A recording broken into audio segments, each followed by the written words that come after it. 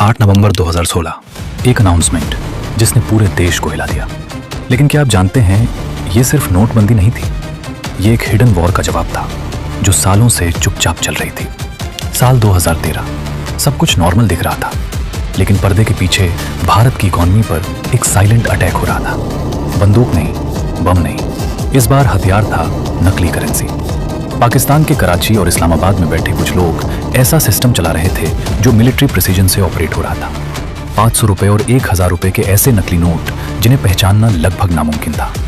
Nepal border के रास्ते ये नोट भारत में घुस रहे थे और अंदर एक ऐसा नेटवर्क था जो इन्हें पूरे देश में फैला रहा था, जिसके कनेक्शंस सिस्टम के हर लेवल तक पहुंचे हुए थे। फिर आया 2014 और उसके बाद एक नया प्लान बना। इस बार टारगेट था 60,000 करोड़ रुपए। एक ऐसा अटैक जो भारत की इकोनॉमी को अंदर से तोड़ सकता था। लेकिन उन्हें नहीं पता था कि भारत भी चुप नहीं बैठा था। एक भारतीय धुरंधर दुश्मन के बीच रहकर सब कुछ देख रहा था। चलिए जानते हैं धुरंधर की असली कहानी। साल 2013 बाहर से सब कुछ सामान्य दिख रहा था। बाजार चल रहे थे, लोग अपनी जिंदगी में व्यस्त थे, चुनावी माहौल बन रहा था। लेकिन इसी शांति के पीछे एक ऐसी जंग चल रही थी जिसे आम आदमी देख नहीं सकता था। ये जंग बंदूक या बम की नहीं थी, ये जंग थी अर्थव्यवस्था को अंदर से कमजोर करने की। और इस जंग का सबसे बड़ा हथियार था नकली भारतीय करेंसी। पाकिस्तान के कराची और इस्लामाबाद में बैठे कुछ नाम इस पूरे खेल को चला रहे थे। दाऊद इब्राहिम, मेजर इकबाल और खनानी ब्रदर्स। ये कोई छोटा मोटा गैंग नहीं था, बल्कि एक ऑर्गेनाइज सिस्टम था जिसमें प्लानिंग, एग्जीक्यूशन और डिस्ट्रीब्यूशन सब कुछ मिलिट्री प्रिसीजन के साथ हो रहा था। इस्लामाबाद के एक सुरक्षित लोकेशन पर हाई क्वालिटी प्रिंटिंग सेटअप तैयार किया गया था। वहां भारतीय 500 रुपए और 1000 रुपए के नोटों की ऐसी कॉपी बनाई जा रही थी जिसे पहचानना बेहद मुश्किल था। Paper texture, ink pattern, watermark, हर चीज पर महीनों रिसर्च किया गया था। धीरे धीरे ये नकली नोट नेपाल बॉर्डर के जरिए भारत में घुसने लगे। नेपाल रूट इसलिए चुना गया क्योंकि वहां बॉर्डर रिलेटिवली ओपन था, चेकिंग कम थी और मूवमेंट आसान था। लेकिन सिर्फ बॉर्डर से नोट भेज देना काफी नहीं था। असली चैलेंज था उसे पूरे देश में फैलाना। इसके लिए भारत के अंदर एक मजबूत नेटवर्क तैयार किया गया था। इस नेटवर्क का सबसे अहम चेहरा था अतीक अहमद। उत्तर प्रदेश का यह नाम सिर्फ क्राइम की दुनिया में ही नहीं, बल्कि लोकल सिस्टम में भी गहराई तक जुड़ा हुआ था। उसके आदमी हर लेवल पर मौजूद थे, transport, local distribution, political links, सब कुछ। अगर नकली पैसा उसके हाथ में आ जाए तो वो कुछ ही दिनों में पूरे देश में सर्कुलेट हो सकता था। 2013 के अंत तक करीब 11,000 करोड़ रुपए के नकली नोट भारत में घुस चुके थे। ये आंकड़ा सिर्फ एक नंबर नहीं था, ये इस बात का सबूत था कि सिस्टम के अंदर कहीं ना कहीं बड़ी कमजोरी थी। सबसे खतरनाक बात यह थी कि इतने बड़े अमाउंट के बावजूद कोई बड़ी सीजोर नहीं हुई थी।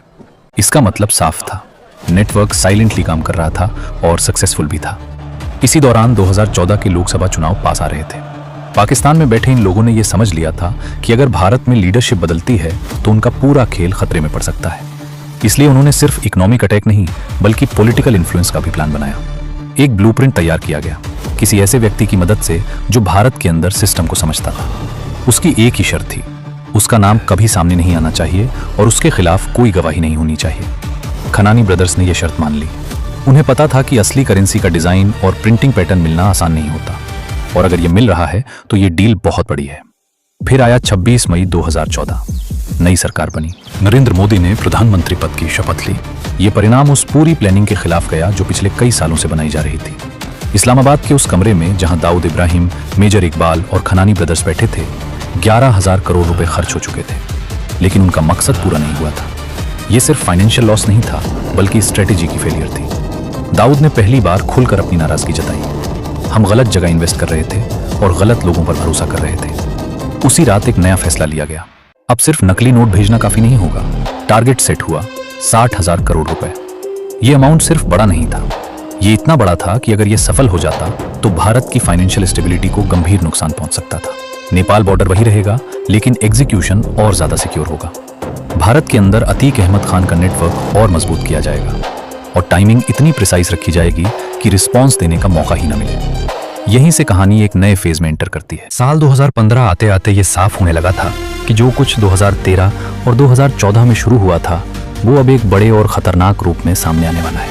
पाकिस्तान के अंदर बैठे दाऊद इब्राहिम, मेजर इकबाल और खनानी ब्रदर्स अब पहले से ज्यादा सतर्क हो चुके थे।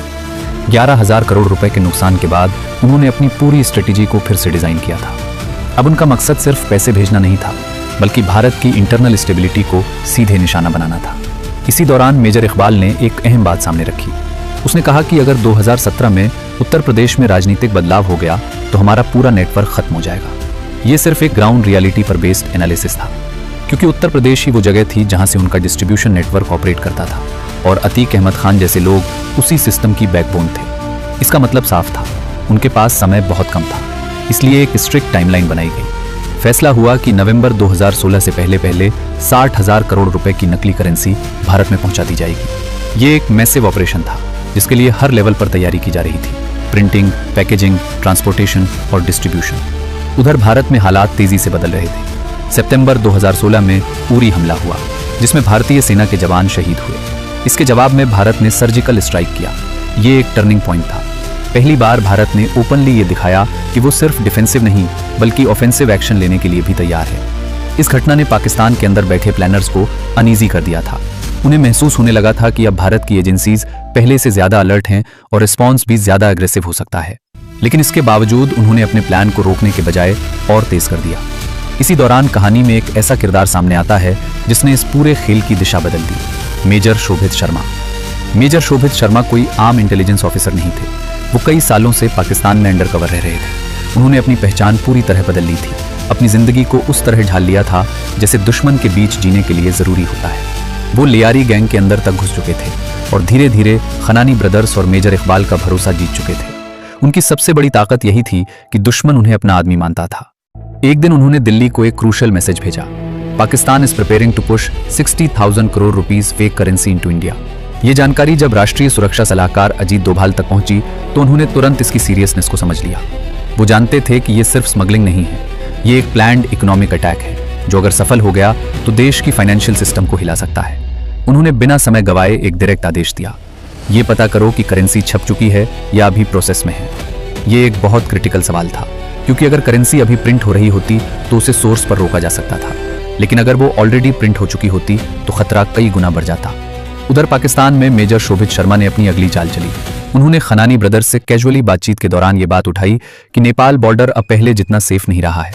उन्होंने कहा कि इंडियन एजेंसीज वहां एक्टिव हो चुकी हैं और इतनी बड़ी खेप भेजना रिस्की हो सकता है। ये सुनकर खनानी कुछ पल के लिए सोच में पड़ गया। मेजर शोभित को असली स्थिति दिखाने का उसे एक सीक्रेट लोकेशन पर ले जाया गया। वो एक विशाल गोदाम था, इतना बड़ा कि अंदर खड़े होकर उसकी पूरी सीमा देखना मुश्किल था। वहां चारों तरफ बंडल के बंडल रखे हुए थे।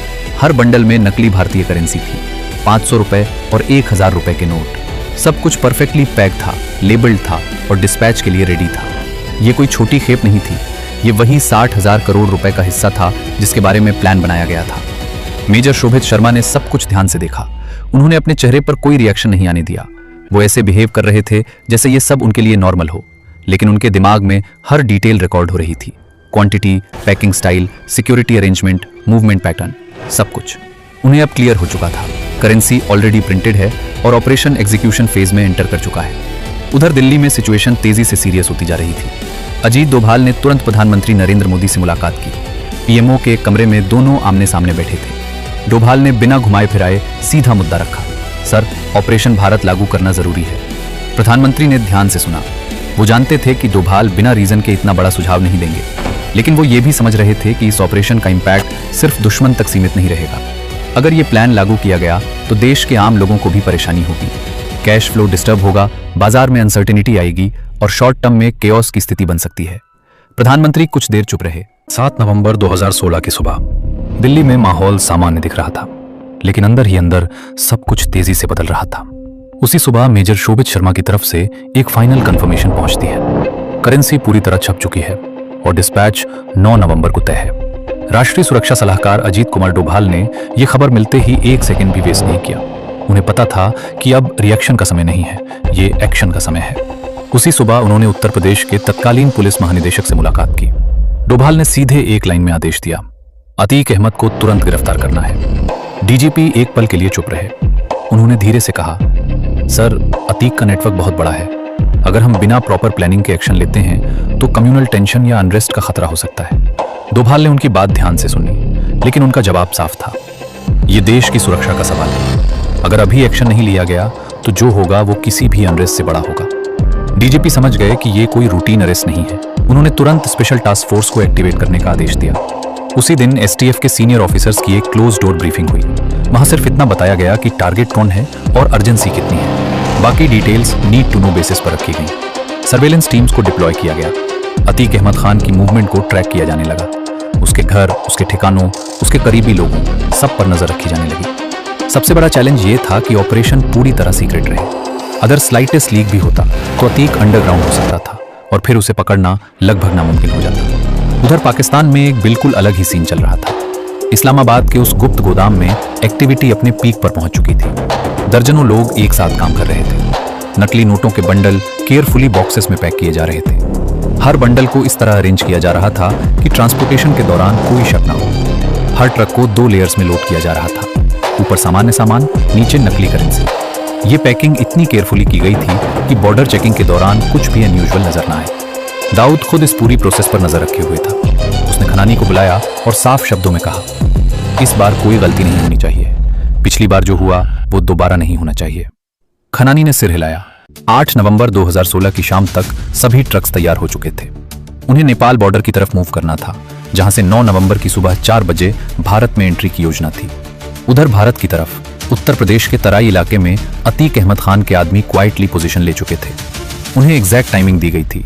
सुबह 4 बजे ट्रक्स रिसीव करने हैं और तुरंत उन्हें अलग अलग रूट से अंदर ले जाना है। यह पूरा operation minute to minute planning पर आधारित था। इसी दिन दिल्ली में एक बेहद महत्वपूर्ण मीटिंग चल रही थी। पीएमओ के एक बंद कमरे में 4 लोग मौजूद थे। प्रधानमंत्री नरेंद्र मोदी, राष्ट्रीय सुरक्षा सलाहकार अजीत डोभाल, वित्त मंत्री अरुण जेटली और आरबीआई के गवर्नर। डोभाल ने आखिरी बार पूरी स्थिति सामने रखी। सर, करेंसी ऑलरेडी प्रिंटेड है, नेटवर्क एक्टिव है। अगर ये पैसा अंदर आ गया तो इसे कंट्रोल करना बहुत मुश्किल हो जाएगा। प्रधानमंत्री मोदी चुपचाप सुनते रहे। उनके सामने एक ऐसा डिसीजन था जो देश के हर नागरिक को डायरेक्टली अफेक्ट करेगा। प्रधानमंत्री ने धीरे से सिर हिलाया। डिसीजन फाइनल हो चुका था। उसी समय उत्तर प्रदेश में एसटीएफ एक्शन में आ चुकी थी। प्लेन क्लोथ्स ऑफिसर्स ने केयरफुली मूव किया। लोकेशन कंफर्म होने के बाद ऑपरेशन एग्जीक्यूट किया गया। बिना किसी शोर शराबे के, बिना किसी पब्लिक डिस्टर्बेंस के अतीक अहमद को हिरासत में ले लिया गया। ये इस पूरे नेटवर्क पर पहला बड़ा वार था। 8 नवंबर 2016 की रात। दिन भर की हलचल के बाद अब वो समय आ चुका था जहां सब कुछ एक निर्णायक मोड़ लेने वाला था। भारत और पाकिस्तान दोनों तरफ अपने अपने स्तर पर तैयारियां पूरी हो चुकी थी। फर्क सिर्फ इतना था कि एक तरफ ये एक हिडन अटैक था और दूसरी तरफ एक साइलेंट काउंटर स्ट्राइक। इस्लामाबाद में उसी गुप्त लोकेशन पर माहौल असामान्य रूप से शांत था। दाऊद इब्राहिम, मेजर इकबाल, खनानी ब्रदर्स और उनके कुछ भरोसेमंद लोग एक कमरे में बैठे थे और सबकी नजर बार बार घड़ी की तरफ जा रही थी। बाहर खड़े ट्रक्स में 500 रुपए और 1000 रुपए के नकली नोट भरे हुए थे। हर ट्रक एक मिशन का हिस्सा था। हर बॉक्स के अंदर केयरफुली पैक्ड बंडल्स थे जिनकी वैल्यू करोड़ों में थी। ऊपर से देखने पर सब कुछ नॉर्मल माल जैसा दिख रहा था। कहीं इलेक्ट्रॉनिक्स का लेबल, कहीं कपड़ों का, कहीं जनरल सामान का। लेकिन अंदर जो था वो भारत की इकोनॉमी को हिला सकता था। नेपाल बॉर्डर के पास भी सब तैयार था। उत्तर प्रदेश के तराई इलाके में अतीक अहमद के आदमी अपनी पोजीशंस पर थे। उन्हें इंस्ट्रक्शंस क्लियर थे। जैसे ही ट्रक्स बॉर्डर क्रॉस करें तुरंत कंट्रोल लेना है और अलग अलग रूट से उन्हें अंदर ले जाना है। सब कुछ प्लान के मुताबिक चल रहा था, लेकिन उन्हें यह नहीं पता था कि इस बार खेल सिर्फ उनके हाथ में नहीं है। उधर दिल्ली के अंदर एक अलग ही तैयारी चल रही थी। शाम होते होते प्रधानमंत्री नरेंद्र मोदी अपने ऑफिस में आखिरी ब्रीफ ले चुके थे। अजीत डोभाल ने फाइनल स्थिति साफ कर दी थी। करेंसी प्रिंटेड है, नेटवर्क एक्टिव है और अटैक किसी भी वक्त एग्जीक्यूट हो सकता है। 8:15 इस्लामाबाद के उस कमरे में अचानक एक आदमी तेजी से अंदर आता है। टीवी चलाइए अभी। कमरे में बैठे सभी लोग तुरंत स्क्रीन की तरफ मुड़े। टीवी पर भारत के प्रधानमंत्री नरेंद्र दामोदर दास मोदी लाइव आ चुके थे। कमरे में एकदम सन्नाटा हो गया। मोदी ने शांत और स्टेडी आवाज में बोलना शुरू किया। आज रात 12 बजे से 500 रुपए और 1000 रुपए के सभी नोट लीगल टेंडर नहीं रहेंगे। एक सेकंड के लिए किसी को समझ ही नहीं आया कि अभी क्या हुआ। फिर धीरे धीरे बात क्लियर होने लगी। कमरे में बैठे लोगों के चेहरे बदलने लगे। बाहर खड़े ट्रक्स जिनमें वही 500 रुपए और 1000 रुपए के नकली नोट भरे थे, एक ही पल में बेकार हो चुके थे। 60,000 करोड़ रुपए जिसके लिए सालों की प्लानिंग की गई थी, जो अब भारत में एंट्री करने वाला था, वो सब कागज बन चुका था। दाऊद इब्राहिम की नजरें स्क्रीन पर टिकी थीं, लेकिन उसके चेहरे पर गुस्सा साफ दिख रहा था। मेजर इकबाल समझ चुका था कि यह सिर्फ एक इकोनॉमिक डिसीजन नहीं था, यह एक परफेक्टली टाइम्ड काउंटर ऑपरेशन था। खनानी कुछ देर तक वहीं खड़ा रहा। उसकी आंखों में डिसबिलीफ था, जैसे वो इस सच को एक्सेप्ट ही नहीं कर पा रहा था। फिर वो धीरे धीरे कमरे से बाहर निकला। वो सीढ़ियां चढ़कर छत पर पहुंचा। नीचे अंधेरा था और कुछ ही सेकंड बाद वो नीचे गिर चुका था। उसके साथ ही वो पूरा नेटवर्क, वो पूरी प्लानिंग, सब खत्म हो गया। उधर भारत में बिना एक भी गोली चले, बिना किसी पब्लिक कॉन्फ्रंटेशन के एक बहुत बड़ा इकोनॉमिक अटैक फेल हो चुका था। यह सिर्फ डीमोनेटाइजेशन नहीं था, ये एक साइलेंट स्ट्राइक थी। अजीत डोभाल ने इंटेलिजेंस को सही समय पर एक्शन में बदला। प्रधानमंत्री नरेंद्र मोदी ने उस एक्शन को डिसीजन में बदला और उस रात भारत ने एक ऐसी लड़ाई जीती जो कभी ऑफिशियली लड़ी ही नहीं गई।